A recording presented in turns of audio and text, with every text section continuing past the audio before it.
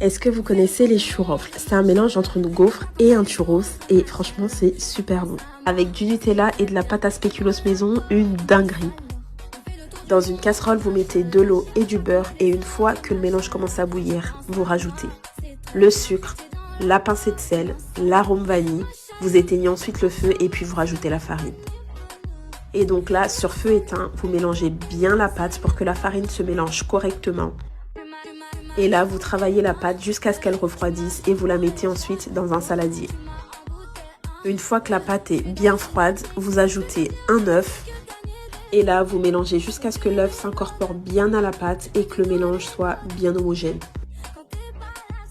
Vous mettez ensuite la pâte dans une poche à douille et vous coupez l'extrémité avec une paire de ciseaux.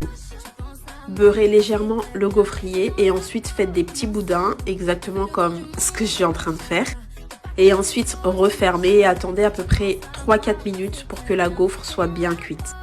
Et pour finir, vous enfoncez des petits pics à brochettes et vous trempez les gaufres dans du sucre pendant qu'elles sont encore bien chaudes.